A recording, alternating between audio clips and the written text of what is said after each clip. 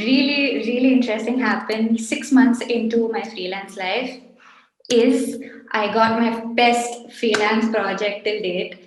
And Cuckoo is a hostel in Bangalore, is a travelers hostel. I had no idea what travelers hostels were.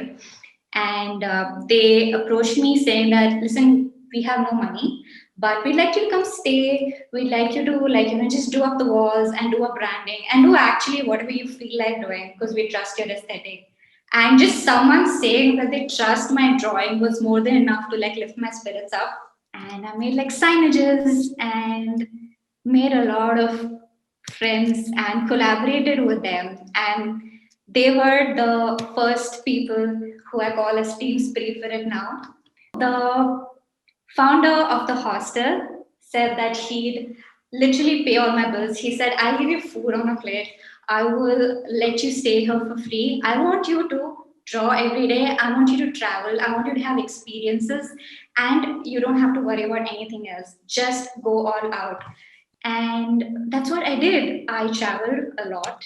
I drew about my travels, and he also introduced me to the concept of busking. I went out to cafes and started drawing people. The initial few times were so scary.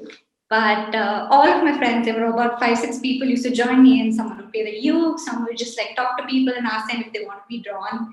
And I also had a fear of drawing people live.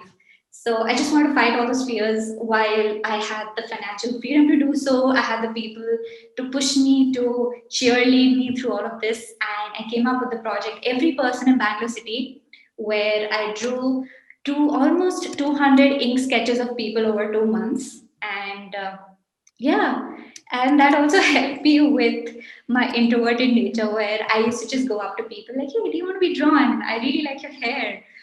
And I started doing a lot of events with Every Person in Bangalore City. That is also inspired by Every Person in New York City by Jason Pollan.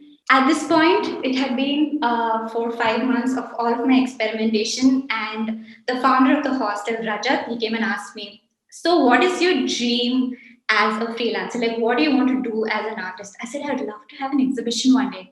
It's like, you have the space, you can do an exhibition now. You don't have to be like the best artist in the world to have an exhibition. So I went ahead and had an exhibition which I called my Intergalactic Heart, and I called all of my talented friends, singers, poets to like come participate, and I had my paintings all over the place. I don't have pictures of it now, but this is one of them. And with my collaborators, my best friend and techie friend started a shop online for me, and this was one of the first products in my shop. And that's how 2017 went. And I was feeling pretty good about where I had come in my life. And I felt really good about my skill set. I had clients mostly because these were from people I had actually drawn at cafes, and they approached me with some client paid work, which was amazing to me. I really did not think I would ever be able to sustain with freelancing. And today I do a bunch of things. I do a lot of field experiments like YouTube videos, my first and last one.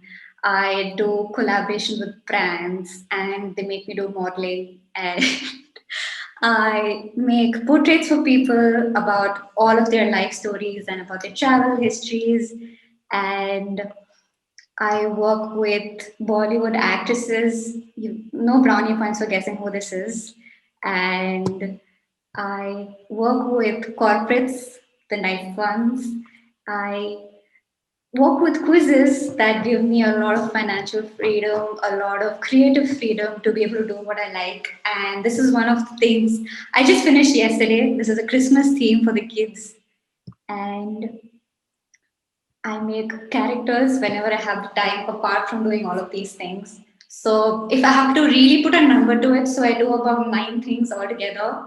And none of this is sustainable. This is something I am enjoying the rush of. I am enjoying being super busy constantly. I'm enjoying the lack of sleep. But if there are people here listening, as if they're taking this as advice, this is not advisable. I don't think it's really healthy to do like 10 things altogether. There are so many times I'm not able to give my 100% to things. I'm not able to take out enough time for my own projects, but I feel like I have a few years to experiment without having responsibilities later, and I live alone. I do not eat healthy, but I enjoy my work thoroughly. And I'm really excited to see maybe 2 years down the line, I pick just one or two parts out of the nine things that I'm doing right now, and always making sure I do what I love and keep learning and keeping interesting while learning, having fun while learning things, and also be able to make it a living, which I never thought I could. And yeah.